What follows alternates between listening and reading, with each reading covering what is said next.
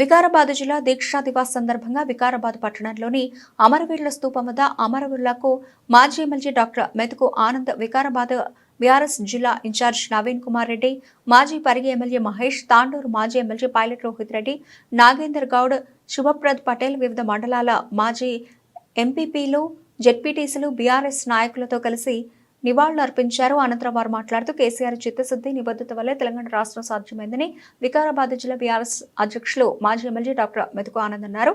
తెలంగాణ వచ్చుడో కేసీఆర్ సచ్చుడో అనే నినాదం ఇచ్చి రాష్ట్ర సాధన కోసం మృత్యువును సైతం ముద్దాడేందుకు కేసీఆర్ తెగించిన రోజు నవంబర్ 9 అని చెప్పారు. తెలంగాణ ప్రజలే శ్వాసగా, తెలంగాణ ప్రజల ప్రయోజనాలే పరమావధిగా ఉద్యమం సాగించి స్వరాష్ట్ర స్వప్నాన్ని సాకారం చేసిన సందర్భం ఉన్నారు.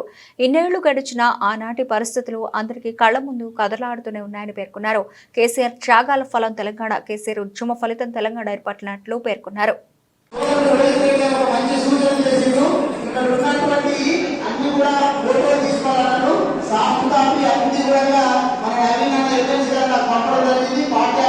వచ్చింది మీకు అందరికీ గ్రూప్ లో కూడా షేర్ చేస్తాం.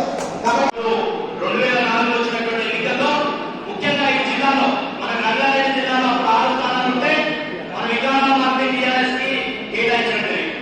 ఆ రోజు నేను ఒక విద్యార్థి నాయకుడిగా ఆ రోజు మేము పనిచేసిన తర్వాత 2000 మెజార్టీతో ఆ రోజు ఇక్కడ చంద్రశేఖర్ గారు గెలిచారు. గెలిచిన తర్వాత బాగానే ఉంది కదా, ఈ కేంద్రంలో కూడా యూపీఏ ప్రభుత్వం ఆ రోజు రాష్ట్రపతి గారితో కామన్ మినిమం ప్రోగ్రామ్ లో తెలంగాణ రాష్ట్ర ఏర్పాటుని మేము కట్టుబడి ఉన్నామని చెప్పింది. చెప్పిన తర్వాత మేము అంతా సంతోషించినాం. అరే ఇంత తొందరగా వచ్చి తెలంగాణ 69లో ఎంతో మంది పోరాటాలు చేసిండ్రు, ప్రాణత్యాగాలు చేసిండ్రు, అప్పుడు రాలేదు కానీ కేవలం ఒక రాజకీయ పంతాల తెలంగాణ వచ్చేసిందా అనుకున్నాం. కానీ గుంటనంత దాన్ని కాంగ్రెస్ పార్టీ చెప్పిన మాటని మర్చి మళ్ళా కేసీఆర్ ఎప్పుడైతే డిమాండ్ చేస్తుండో తెలంగాణ రాష్ట్ర ఏర్పాటు ప్రక్రియ ప్రారంభించుకొని వాళ్ళంతా కూడా ఇక్కడ ఉన్నటువంటి తొత్తులతోని, కాంగ్రెస్ పార్టీ ఉన్నటువంటి ఇక్కడ ఉన్నటువంటి తొత్తులతోని మా ఓట్లతో నువ్వు గెలిచినావు, నువ్వు రాజీనామా చేసి వెళ్ళిపోన్నావు. ఆ రోజు కేసీఆర్ గారు రాజీనామా చేసి మరోసారి ప్రజాక్షేత్రంలో పోతే ప్రజలందరూ కూడా బ్రహ్మరథం బట్టి కేసీఆర్ గారిని గెలిపించారు.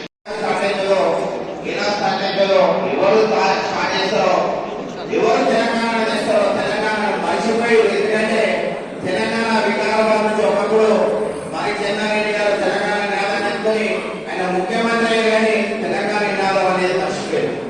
అంటే తెలంగాణ నినాదం మొత్తమే లేదు, ఇక ఆంధ్ర భారతదేశంలోనే ఉంటది అనుకునే తరుణంలో మన కేసీఆర్ గారు 2001లో మన గురించి, మన తెలంగాణ ప్రజల గురించి టీఆర్ఎస్ పార్టీని స్థాపించి ఆ రోజు నుంచి 6 నిమిషాలు తెలంగాణ ప్రజలే తన కుటుంబ సభ్యులు అనుకొని ఒక ఉద్యమంగా పదవులు కూడా, అంటే మనం ఒకసారి ఆలోచించండి, చిన్న చిన్న కింది స్థాయిలో ఒక సర్పంచ్ పదవులు పెట్టుకోవాలంటే భయపడతాడు, ఒక ఎంపీటీసీ పదవులు పెట్టి మళ్ళీ భయపడతాడు, ఒక జెడ్పీటీసీ ఒక పదవి పెట్టుకుంటే మళ్ళీ రిజైన్ చేసుకోవడం భయపడతాడు. అలాంటిది తృణప్రాయంగా ఎంపీ సీట్లు కానీ ఎమ్మెల్యే సీట్లు కానీ అతనే కాదు ఆయనప్పటికీ అనే విషయాన్ని తెలంగాణ యావత్ తెలంగాణ గుర్తించుకోవాలనే విషయాన్ని నేను గుర్తు చేస్తా ఉన్నాను. మరి 2001లో పార్టీ పెట్టిన నాటి నుండి 2009 వరకు ఉద్యమ పోరాటం ఒక దశలో నడిస్తే, మరి 2009లో కేసీఆర్ గారు ఆమరణ నిరాహార దీక్ష చేపడదామన్న రోజు నుంచి ఉద్యమం ఇంకో దశలో నడిచింది. 14 సంవత్సరాలు అలుపెరగని పోరాటం చేసి ఉద్యమాన్ని పోరాట దిశలో నడిపించి అలుపెరగని నాయకుడిగా కేసీఆర్ గారిని మనం గుర్తించుకోవాలి. మరి 14 సంవత్సరాల తర్వాత తెలంగాణను సాధించుకొని